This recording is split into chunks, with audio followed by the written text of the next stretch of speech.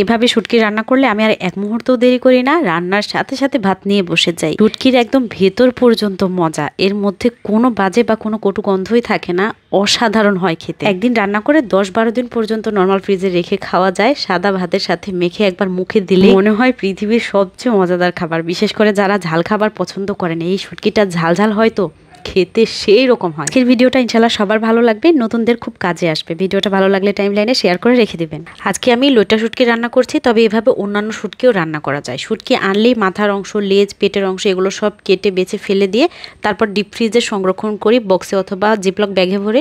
অনেক দিন পর্যন্ত শুটকি একদম ফ্রেশ থাকে, পোকা হয় না। শুকনা প্যানের মধ্যে শুটকিগুলোকে নেড়েচেড়ে 4-5 মিনিটের মতো একটু ভেজে নিয়ে তারপর পানি দিয়ে ভিজিয়ে রাখলাম। কিছুক্ষণ ভিজিয়ে রাখার পর যখন নর্মাল হয়ে গেছে তাপমাত্রা, তখন ভালো করে কচলে ধুয়ে নিচ্ছি। ইচ্ছে করলে কাঁটা ফেলে দেওয়া যায়, তবে লইট্টা শুটকির কাঁটা খুবই নরম, ফেলার দরকার হয় না। বেশ কয়েকবার পানি পাল্টে পাল্টে শুটকি পরিষ্কার করে ধুয়ে নিলে শুটকিতে বাজে গন্ধ আসে না। তেলটা গরম হতে দিয়ে দিলাম, আর এইদিকে শুটকির অর্ধেক নিয়েছি পেঁয়াজ, আর তার অর্ধেক নিয়েছি রসুন। রসুন পেঁয়াজ একটু বেশি দিলে শুটকি মজা লাগে। তো এগুলোকে হালকা একটু কুচি করে নিয়ে বাদামি করে ভেজে নেব। ভাজা হতে হতে এদিকে নিলাম একটা দেশি রসুন, একটার মতো পেঁয়াজ, আর কয়েকটা শুকনা মরিচ। শুকনা মরিচ একটু বেশিই নিয়েছে, আর এই মরিচগুলো খুব ঝাল। সামান্য একটু আদা নিলাম। এগুলোকে চাইলে ভিজিয়ে রেখে পাটায় বেটেও নেওয়া যাবে, আবার ব্লেন্ডারে ব্লেন্ড করেও নেওয়া যাবে। আমি ব্লেন্ড করে নিচ্ছি।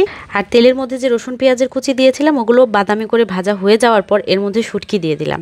এখন শুটকিটাকেও হালকা বাদামি করে একটু ভেজে নেব, যতক্ষণ না পর্যন্ত শুটকির গন্ধ থেকে ঘ্রাণে পরিণত হয়। শুটকি ভাজা হয়ে গেলে মশলার যে পেস্ট তৈরি করেছিলাম, পেস্টগুলো সম্পূর্ণ দিয়ে দিলাম। সাথে দিচ্ছি আধা চা চামচ করে হলুদের গুঁড়া, জিরার গুঁড়া, ধনিয়ার গুঁড়া, স্বাদমতো লবণ। সামুদ্রিক মাছের শুটকি এবং মাছে কিন্তু লবণের পরিমাণ খুবই কম লাগে, এজন্য প্রথম পর্যায়ে লবণটা অল্প দিতে হয়। এখন মশলার সাথে নেড়ে চেড়ে শুটকিটাকে 2-3 মিনিটের মতো চুলার আঁচটা বাড়িয়ে রেখে একটু ভেজে নিলাম।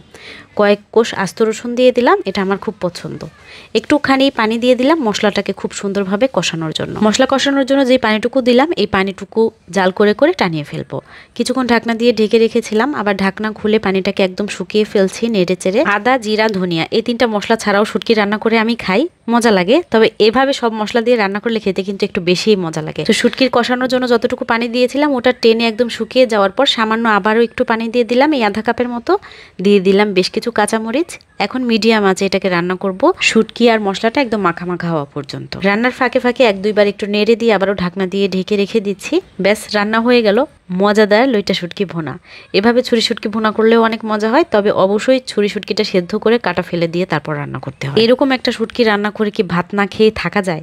আমি যখন এই শুটকিটার ভয়েস ওভার করতে এসেছি, দেখে আমার আবারও খেতে মন চাচ্ছিল, তারপর আমি ভাত খেয়ে বাকিটুকু দিতে আসলাম। এই শুটকিটা যে কতটা মজা, আসলে এরকমভাবে একবার হলেও রান্না করে দেখবেন, ইনশাল্লাহ অনেক ভালো লাগবে। এই রেসিপিটা অবশ্য আমার নিজের রেসিপি। বিশ্বাস করেন, এই শুটকিটা এমন একটা আইটেম, এটা যত খাই পেট ভরে যায় কিন্তু মন ভরে না। মুখে দিলে মনে হচ্ছে কি যে স্বাদ, অমৃত। তবে ভীষণ ঝাল। আমি আজকে চলে যাচ্ছি, দেখা হবে ইনশাল্লাহ পরের ভিডিওতে। আসসালামু আলাইকুম।